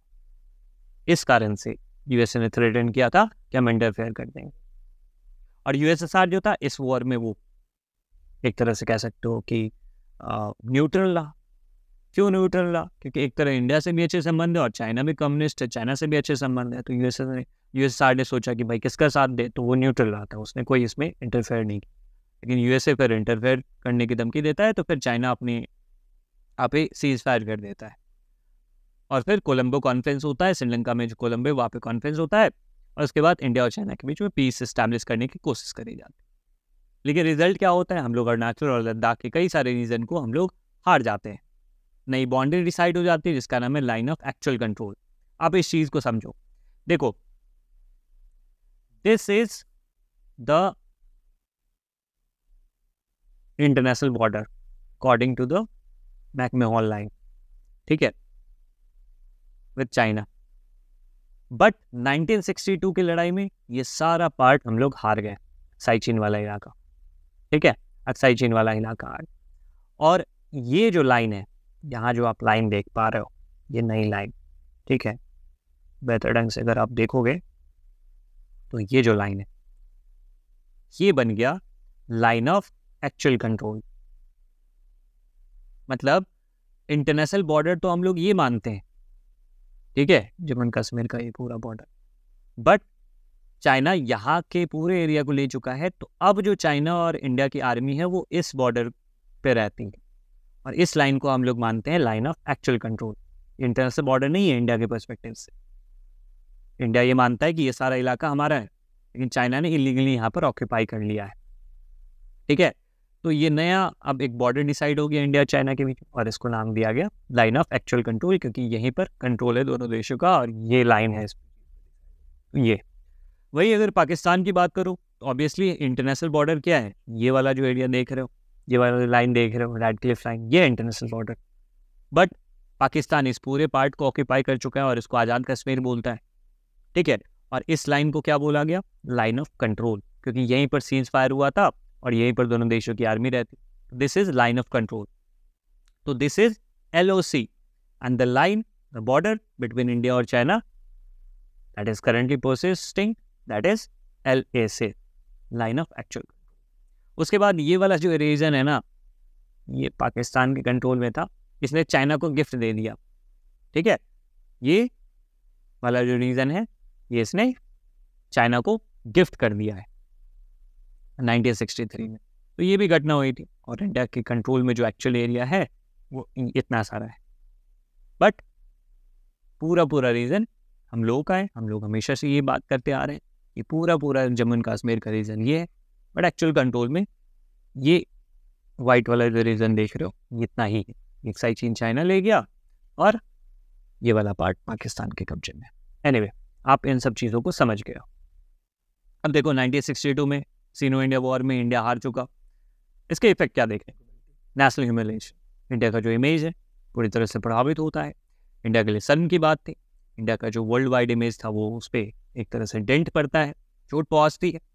जो बड़े बड़े मिलिट्री कमांडर्स थे उन्होंने रिजाइन कर दिया। वीके मेनन जो सिविल डिफेंस मिनिस्टर, जो कहते थे कि क्या ही ज़रूरत है पैरामिलिट्री फोर्स की भी इंडिया चाइना बॉर्डर पे, उन्होंने रिजाइन कर दिया।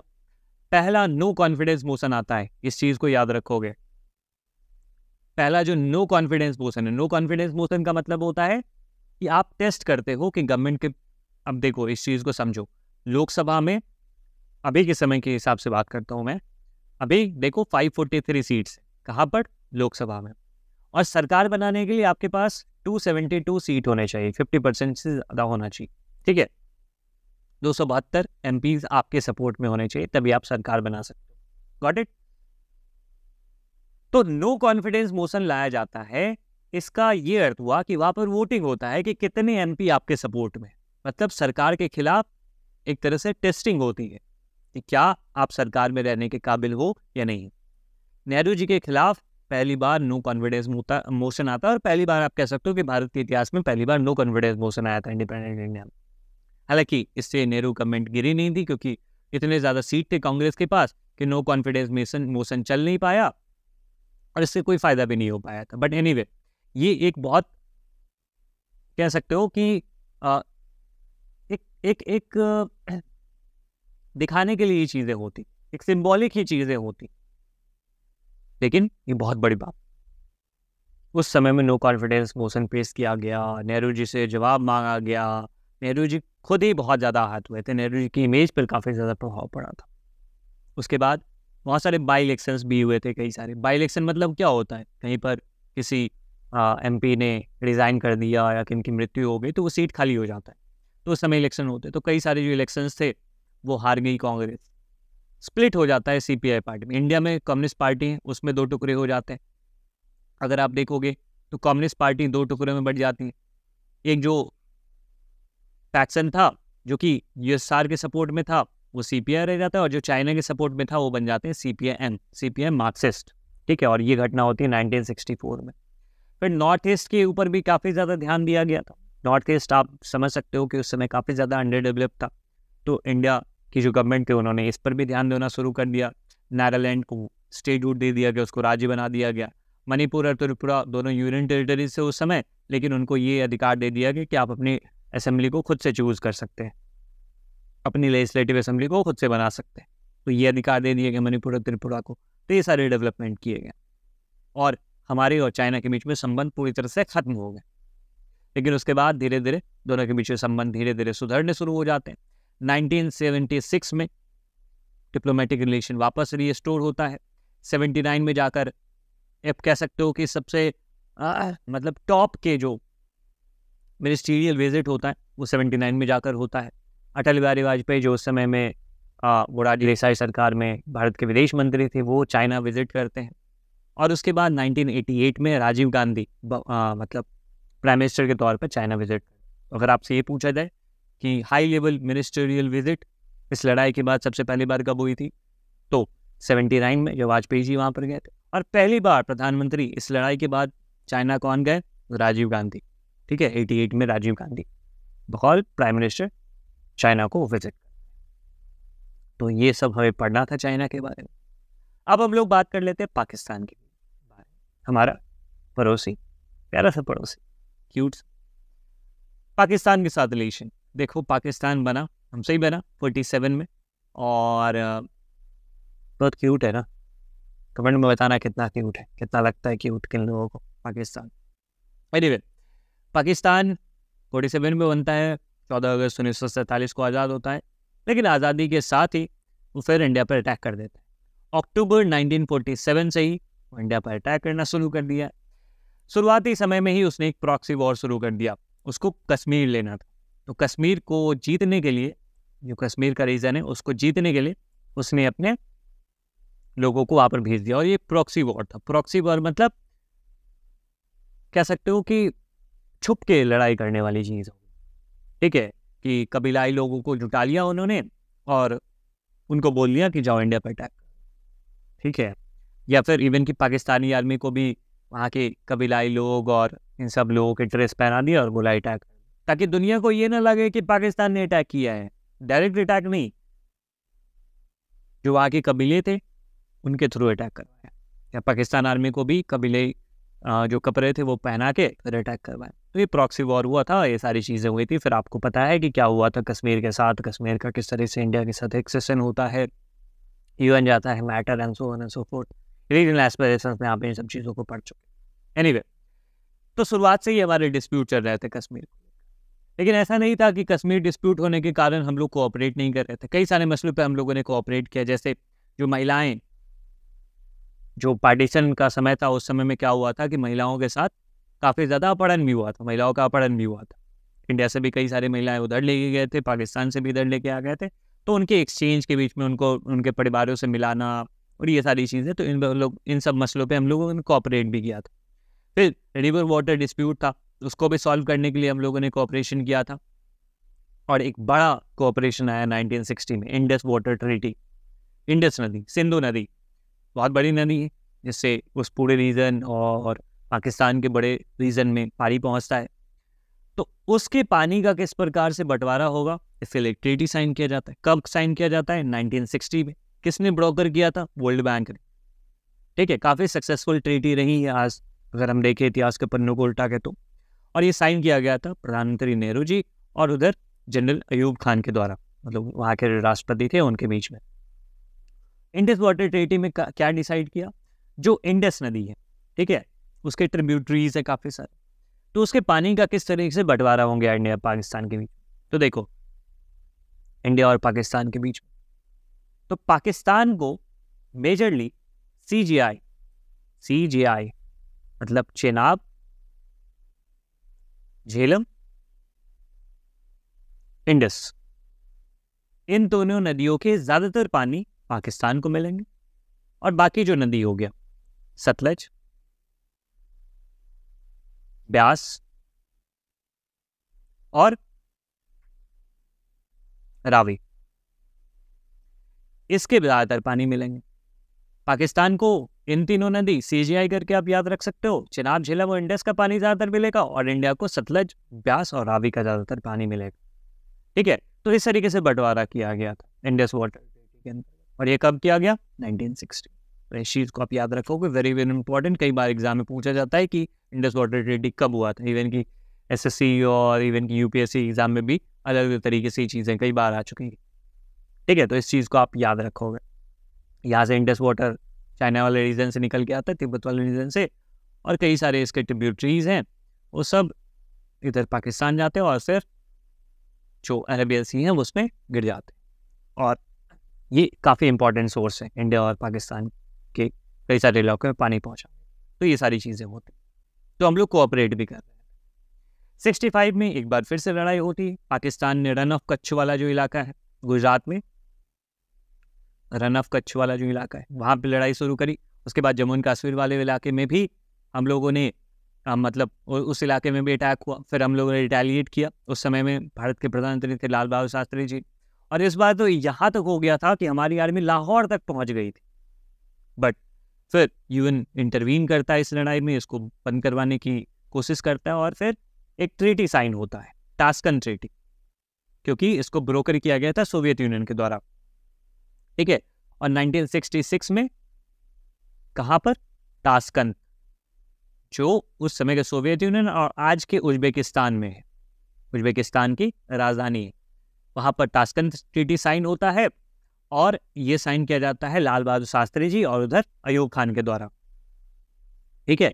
हालांकि उस टास्कन ट्रीटी को साइन करने के बाद वहीं पर टास्कन में ही लाल बहादुर शास्त्री जी की संदेहास्पद स्थिति में मौत हो जाती, ठीक है। तो ये भी चीज़ें होती। इंडिया हालांकि इस लड़ाई को जीत जाता है, लेकिन जो उस समय में इकोनॉमिक क्राइसिस का समय चल रहा था ना, उससे हमारी स्थिति और ज़्यादा ख़राब हो जाती है। हम जीत तो जाते हैं, लेकिन हमारे इकोनॉमिक कंडीशन काफ़ी ज़्यादा ख़राब हो जाता है, क्योंकि 62 में भी हम लोग एक लड़ाई हार चुके थे, फिर मानसून भी ख़राब हो रहा था, 65 में फिर से लड़ाई लड़ना पड़ा, तो हमारी इकोनॉमिक कंडीशन काफ़ी ज़्यादा बर्बाद हो। फिर एक और समय आता है 71 में। अभी 71 में बांग्लादेश के लिए लड़ाई होती।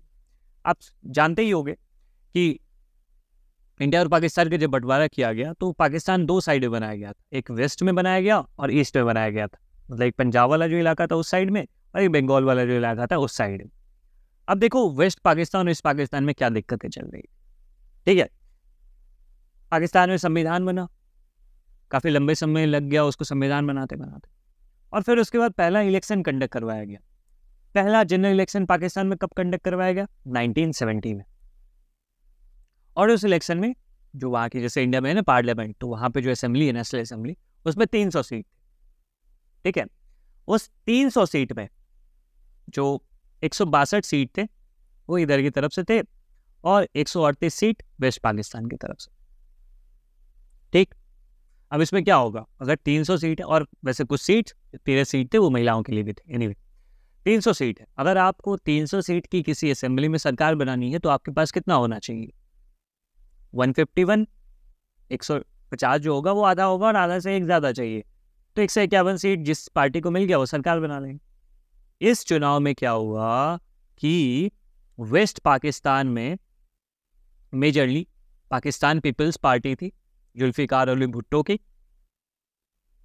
वो कंटेंट कर रही थी, और ईस्ट पाकिस्तान में आवामी लीग जो एक मेजर पार्टी थी वो चुनाव लड़ रही थी।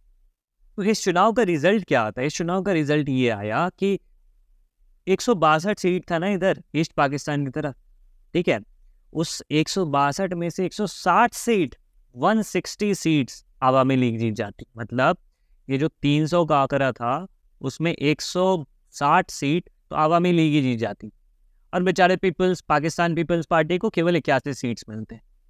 तो कायदे से क्या होना चाहिए कि अब जो सरकार बनेगी पूरे पूरे पाकिस्तान की, वो किसकी बनेगी? आवामी लीग की बनेगी। और प्रधानमंत्री कौन बनेंगे? आवामी लीग के जो हेड थे उस समय में, कौन थे? शेख मुजीबुर रहमान। तो कायदे से तो इनको बनना चाहिए पाकिस्तान के प्रधानमंत्री, और इनकी पार्टी आवामी लीग को सरकार बनानी चाहिए। लेकिन वेस्ट पाकिस्तान के लोगों को, वहां के लीडर्स को ये चीज बर्दाश्त नहीं हो रहा था कि कोई ईस्ट पाकिस्तान वाला लीडर या ईस्ट पाकिस्तान की पार्टी पूरे पाकिस्तान पर सरकार बना ले। और जो उस समय याया खान थे और जुल्फिकार अली भुट्टो जो कि पाकिस्तान पीपल्स पार्टी के लीडर थे, उन लोगों की मिली भगत, और फिर आवामी लीग के जो चीफ थे शेख मुजीबुर रहमान, उनको जेल में डाल दिया जाता है, और ईस्ट पाकिस्तान में ऑपरेशन सर्च लाइट के तहत लोगों को मारा जाता है। क्योंकि लोगों ने फिर आवाज उठा दी कि ये क्या बात हुई कि अब इलेक्शन हुआ है तो इलेक्शन में हम जीते हैं तो सरकार बनेगी ना हमारी। लेकिन वेस्ट पाकिस्तान के लीडर्स ने मना कर दिया कि सरकार नहीं बनने देंगे। ऑपरेशन सर्च लाइट होता है, हजारों लाखों लोगों को मारा जाता है। अब इस ब्रूटल सेपरेशन के कारण क्या होता है कि ईस्ट पाकिस्तान से लोग भाग भाग के इंडिया की तरफ आना शुरू हो जाते हैं, और इंडिया के सामने एक अलग चुनौती कि इतने सारे लोगों को कैसे एकोमोडेट करें। 80 लाख लोग, 8 मिलियन लोग भाग के इंडिया आ गए ईस्ट पाकिस्तान से। तो अब एक ही सॉल्यूशन बचता है, पाकिस्तान के साथ लड़ाई लड़के बांग्लादेश को आज़ाद करवाएं, मतलब ईस्ट पाकिस्तान को आज़ाद करवाएं। और एक और चुनौती कि अगर लड़ाई होती है इंडिया और पाकिस्तान के बीच में, तो पाकिस्तान को सपोर्ट करने के लिए यूएस तो आएगा ही, चाइना भी आ जाएगा। क्योंकि अब यूएस और चाइना दोस्त हो गए हैं, क्योंकि चाइना यूएसएसआर का दुश्मन हो गया है। 1969 में चाइना और यूएसएसआर के बीच में लड़ाई होती है बॉर्डर डिस्प्यूट के कारण। तो अब यूएसएसआर यूएस का भी दुश्मन है, चाइना का भी दुश्मन है, तो दुश्मन का दुश्मन दोस्त होता है। तो यूएसएसआर से दुश्मनी के कारण अब ये दोनों दोस्त हो गए थे, यूएस और चाइना। और 1971 में रिचर्ड निक्सन जो यूएस के प्रेसिडेंट थे, उनके जो एडवाइजर थे हेनरी किसिंगर, वो चाइना को विजिट भी करते हैं, और चाइना को विजिट करने में पाकिस्तान को विजिट करते हैं। तो इंडिया जानता था कि पाकिस्तान के साथ अगर लड़ाई होती है तो यूएस और चाइना बिल्कुल मदद करेंगे पाकिस्तान की। तो इंडिया को एक अच्छे दोस्त की जरूरत थी, तो इंडिया ने यूएसएसआर के साथ treaty of friendship and cooperation sign कर लिया था 1971 में। याद रखो इस चीज को, क्योंकि अब दुनिया में नए फोर्सेस तैयार हो रहे थे, नया गठबंधन तैयार हो रहा था। और फिर 71 के दिसंबर में लड़ाई शुरू हो जाती है, और कुछ दिनों तक लड़ाई चलने के बाद फाइनली पाकिस्तानी आर्मी थी वो सरेंडर कर देती इंडिया के सामने। और ये जो सरेंडर था ना, ये सबसे बड़ा सरेंडर है अभी तक के इतिहास में, आप समझोगे तो सबसे बड़ा सरेंडर वर्ल्ड वॉर के बाद।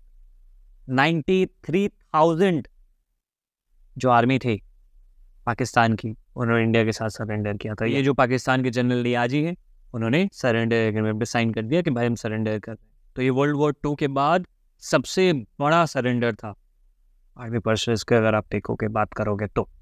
सोच लो 93,000 लोगों ने सरेंडर कर दिया था। और इसके बाद फिर 1972 में शिमला एग्रीमेंट होता है। अच्छा, ये शिमला एग्रीमेंट किन किन के बीच में हुआ था? एक तरफ इंडिया की तरफ से इंदिरा गांधी थी, और पाकिस्तान की तरफ से भुट्टो, जुल्फिकार अली भुट्टो, इनके बीच में शिमला एग्रीमेंट होता है।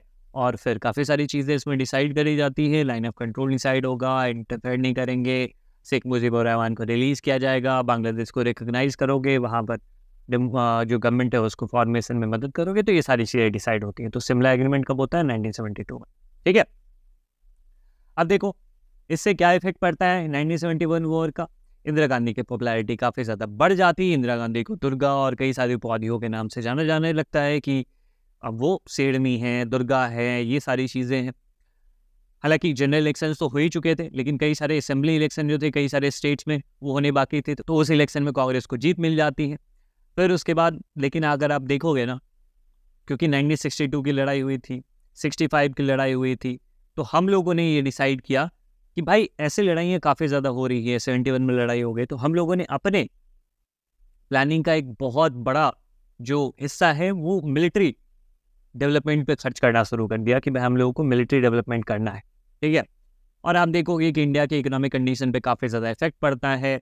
तीसरा जो प्लान है 61 66 का वो फेल हो जाता है, और इस कारण से फिर हम एनुअल प्लान निकल के लेके आते हैं, और चौथा जो प्लान था 69 में जाकर शुरू हो पाया था। देखो फर्स्ट प्लान जो था ना 5 ईयर प्लान 51 से 56 के बीच में था, सेकेंड 5 ईयर प्लान 1956 से लेकर 61 था, और थर्ड 5 ईयर प्लान जो था ना 1961 से लेकर 66 के बीच में था। ये प्लान फेल हो जाता है क्योंकि आप देख ही सकते हो 2 लड़ाई हम लोगों को लड़नी पड़ी, और मानसून वगैरह भी बर्बाद था हम लोगों का। तो ये सारी चीज़, तो इसलिए हम लोगों ने फिर चौथा 5 ईयर प्लान इसके बाद लॉन्च नहीं किया। हम लोगों ने प्लान हॉलीडे लिया और 3 एनुअल प्लान लॉन्च किए, 66 से 67, 67 से 68 एंड 68 से 69, ठीक है। और चौथा जो 5 ईयर प्लान था वो फिर 69 से लॉन्च हो पाया था 74 तक के लिए। तो ये इफेक्ट देखने को मिला। डिफेंस पे एक्सपेंडिचर हम लोगों ने बहुत ज़्यादा बढ़ा दिया इसके बाद, और ये सारी चीज़ें हुई थी। फिर एक और कारगिल कन्फ्रंट्रेशन 1999 में, 1999 में लाइन ऑफ कंट्रोल के आसपास वाले इलाकों में, मेजर जो इलाका है वो कारगिल वाला इलाका था, तो इन सब इलाकों में कॉन्फ्लिक्ट शुरू हो जाता है इंडिया और पाकिस्तान के बीच। अगेन इस बार क्या हुआ कि डायरेक्टली पाकिस्तान की आर्मी के द्वारा अटैक नहीं किया जा रहा है, मुजाहिदीन के द्वारा अटैक किया जा रहा है, लेकिन ये वहाँ के इवन की प्राइम मिनिस्टर तक ने, एक्स प्राइम मिनिस्टर तक ने, नवाज शरीफ तक ने एक्सेप्ट किया कि हाँ पाकिस्तानी आर्मी इन्वॉल्व थी। ऑब्वियसली ये सभी को पता ही है, हालांकि दिखाने के लिए, दुनिया को दिखाने के लिए पाकिस्तान नहीं अटैक कर रहे हैं बल्कि मुजाहिदीन से अटैक कर रहे हैं। प्रॉक्सी वॉर यहाँ पर स्टार्ट किया गया, इंडिया रिटेलिएट करता है, और जुलाई 26 में इंडिया ने कंट्रोल वापस से गेन कर लिया, क्योंकि कारगिल और द्रास वाले जो क्षेत्र थे कास्कर वाले, उन समय पाकिस्तान ने शुरुआत में कब्जा कर लिया था। पूरी दुनिया की निगाहें इस लड़ाई पर थी। ये लड़ाई पे निगाहें इसलिए थी क्योंकि दोनों ही देश 1998 में मई में न्यूक्लियर स्टेट बन चुके थे, तो दोनों देश के पास न्यूक्लियर वेपन्स, तो पूरी दुनिया की निगाहें थी कहीं दोनों देश लड़ झगड़ के एक दूसरे पर न्यूक्लियर अटैक न कर दें, तो ये एक दिक्कत, ठीक है। और इस लड़ाई के बाद पाकिस्तान के जो प्राइम मिनिस्टर थे नवाज शरीफ, उनका ये कहना था कि भाई मेरे को तो खबर ही नहीं थी लड़ाई कैसे शुरू हो गई, और उनका ये कहना था कि जो मिलिट्री हेड है उस समय जनरल परवेज मुशर्रफ थे, मिलिट्री के चीफ वहाँ के, ठीक है, तो उन्होंने अपने हिसाब से लड़ाई शुरू कर दी, मेरा इसमें कोई हाथ नहीं। ये भी चीज़ें देखने को मिली। और कारगिल के कन्फ्रंटेशन की बात करो तो ये लाइन ऑफ कंट्रोल का ये इलाका जो है दैट इज़ कारगिल एरिया, ठीक है, ये इलाका है कारगिल, और इसके आसपास के क्षेत्र चाहे मुस्कोस वैली हो, टाइगर हिल हो, तोलोलिंग हो, ठीक है, कास्कर हो, द्रास हो, इन सब क्षेत्रों में ये कॉन्फ्लिक्ट हुआ था, और काफ़ी ज़्यादा हाई एल्टीट्यूड वाला इलाका है, तो उस पर लड़ाई करना काफ़ी ज़्यादा मुश्किल होता है। और इसके बाद ये सारी चीज़ें हुई थी। तो इस तरीके से कारगिल कन्फ्रंटेशन हुआ था इंडिया और पाकिस्तान के बीच में। तो ये सारे 4 कॉन्फ्लिक्ट, एक तो 47 वाला, उसके बाद 65 वाला, 71 वाला, और कारगिल कन्फ्रंटेशन हुआ था 99। ठीक, अब बात कर लेते हैं इंडियाज़ न्यूक्लियर पॉलिसी के बारे में, भारत की न्यूक्लियर पॉलिसी की क्या है। इंडिया के न्यूक्लियर पॉलिसी की अगर बात करें तो शुरुआत से ही हम लोगों ने पीसफुल पर्पस के लिए न्यूक्लियर एनर्जी को डेवलप करना स्टार्ट कर दिया था under the guidance of Homi Jahangir Bhabha. देखो, न्यूक्लियर एनर्जी को आप 2 प्रकार से यूज़ कर सकते हो, एक तो डिफेंस पर्पस के लिए और एक पीसफुल पर्पस के लिए। डिफेंस पर्पस के लिए वही चीज़ कि आप न्यूक्लियर वेपन बना लो, न्यूक्लियर बॉम्ब बना लो, लेकिन पीसफुल पर्पस के लिए आप उसको मतलब बिजली पैदा करने के लिए कर सकते हो, साइंटिफिक रिसर्च करने के लिए कर सकते हो, या इवन मेडिसिनल पर्पस के लिए भी आप, मेडिकल पर्पस के लिए भी आप उसको यूज़ कर सकते हो। तो इंडिया का हमेशा से ये कहना रहा है शुरुआती समय से कि हम इसको पीसफुल पर्पस के लिए डेवलप करेंगे, लोग बिजली पैदा करने के लिए इस चीज़ को डेवलप करेंगे। लेकिन इस चीज़ का भी उस समय में जिक्र था कि एक तरफ दुनिया में जो कुछ मुल्क हैं वो लोगों ने न्यूक्लियर वेपन डेवलप कर लिए, और स्पेसिफिकली चाइना ने 1964 में अपना न्यूक्लियर टेस्ट कर लिया था। तो हमारे लिए भी चिंता का विषय था कि हमारा पड़ोसी मुल्क, जो कि हमारे लिए खतरा बन सकता है, और इवन के 62 में लड़ाई भी हो गई थी हम लोग, तो अगर ये देश जो कि हमारा दुश्मन है, अगर ये न्यूक्लियर वेपन बना लिया है तो हम लोगों को भी अपने न्यूक्लियर वेपन को डेवलप करना चाहिए, न्यूक्लियर प्रोग्राम को बहुत आगे लेकर चल रहा है। इवन कि भारत में जो जनसंघ थी उस समय इस चीज़ पर काफ़ी ज़्यादा जोर दे रही थी कि नहीं, हमें भी अपने न्यूक्लियर वेपन को डेवलप करना चाहिए एंड सो ऑन। तो ये सारी चीज़। फिर पहला हम लोगों ने न्यूक्लियर टेस्ट किया था 1974 के मई में, और ये कहाँ पर होता है? राजस्थान के पोखरण नामक जगह पे। फर्स्ट न्यूक्लियर टेस्ट अगर आपसे पूछा जाए इंडिया के द्वारा तो किया गया था पोखरण इन मई 1974। ये पीसफुल पर्पस के लिए था और इस ऑपरेशन का नाम था ऑपरेशन स्माइली बुद्धा। और इस समय भारत की प्रधानमंत्री कौन थी? मैडम इंदिरा गांधी। चाइना ने भी बना लिया था अक्टूबर 1964 में, और इस कारण से भी ज़रूरी था ये सारी चीज़। बाद में आप देखोगे कि P5 कंट्री जो यूएस, यूएसआर, यूके, फ्रांस और चाइना थे, इन लोगों ने ये प्रयास किया कि हम लोगों ने बना लिया, अब दुनिया का कोई भी देश ना बनाए। और इस कारण से एक ट्रीटी लाया गया इन लोगों के द्वारा, nuclear non proliferation treaty NPT। और इसमें ये कहा गया कि 1967 तक जिस भी देश ने बना लिया है वो देश न्यूक्लियर वेपन रखेंगे, बाकी देश नहीं रखेंगे। इंडिया ने कहा ये क्या दोगलापन है, ये डबल स्टैंडर्ड ही हुआ ना, कि आप कह रहे हो कि न्यूक्लियर वेपन नहीं होना चाहिए, चलिए ठीक है मानते, लेकिन आप ये क्यों कह रहे हो कि ये 5 देश रखेंगे बाकी देश नहीं रखेंगे? फिर हमारी सिक्योरिटी को कौन देखेगा? हमारा पड़ोसी मुल्क चाइना बना चुका है। अगर आपको हटाना है तो दुनिया भर से आप न्यूक्लियर वेपन को हटाओ तो हम भी हटा देंगे। इंडिया हमेशा से ये कहता आ रहा है कि न्यूक्लियर डिसआर्ममेंट होना चाहिए, दुनिया भर से न्यूक्लियर वेपन खत्म होना चाहिए। लेकिन ये P5 क्या करें, हम रखेंगे तुम नहीं रखो। इंडिया ने कहा गलत बात है, और इंडिया ने इसलिए NPT को साइन भी नहीं किया हुआ है क्योंकि डिस्क्रिमिनेटरी है। और पहला जो न्यूक्लियर टेस्ट था वो एक पीसफुल एक्सप्लोजन माना जाता है, पीसफुल पर्पस के लिए हम लोगों ने यूज किया। सेकेंड जो न्यूक्लियर टेस्ट किया गया वो 1998 के मई में किया गया, अगेन पोखरण में, इसको पोखरण 2 कह देते हैं हम लोग। और यहाँ पे ऑपरेशन शक्ति नाम दिया गया इसको, और इस समय प्रधानमंत्री थे अटल बिहारी वाजपेयी। ठीक है, अटल बिहारी वाजपेयी के अंदर। और हम लोगों के करने के कुछ ही दिनों के बाद पाकिस्तान ने भी कर दिया था। ठीक है, पाकिस्तान ने भी मई 1998 में अपना न्यूक्लियर टेस्ट कर लिए। कहाँ पे किया था आप कमेंट बॉक्स में बताओगे मुझे, ठीक है, कि पाकिस्तान ने कहाँ किया था मई 1998 में अपना nuclear test. Anyway, second nuclear test हो गया ऑपरेशन शक्ति के नाम से, और इस बार हम लोगों ने क्लेम किया कि now we officially nuclear state, हम लोग अब एक न्यूक्लियर पावर बन चुके हैं। हम लोगों ने दुनिया में ऐलान कर दिया कि हमारे पास अब न्यूक्लियर वेपन। हालांकि हम लोग किस पॉलिसी को फॉलो कर रहे हैं? हम लोग हमेशा नो फर्स्ट यूज़ की पॉलिसी को फॉलो करते हैं। अगर आसान भाषा में कहें तो किसी को हम छेड़ेंगे नहीं, लेकिन कोई हमें छेड़ेगा तो फिर हम छोड़ेंगे नहीं। इसका अर्थ ये हुआ कि हम लोग कभी भी न्यूक्लियर वेपन का पहला यूज़ नहीं करेंगे। हाँ, कोई हमारे ऊपर करता है फिर हम लोग रिटेलिएशन में ज़रूर यूज़ करेंगे। Nuclear weapon only be used in retaliation against nuclear attack on Indian territory और इंडियन फोर्सेस एनीवेयर। हम लोग, हमारे ऊपर जब न्यूक्लियर अटैक होगा तो ये रिटेलिएशन में इसको यूज़ करेंगे। और जैसा मैंने आपको बताया कि इंडिया ने NPT को साइन नहीं किया हुआ है क्योंकि वो डिस्क्रिमिनेटरी था। इसके साथ साथ हम लोगों ने CTBT को भी साइन नहीं किया।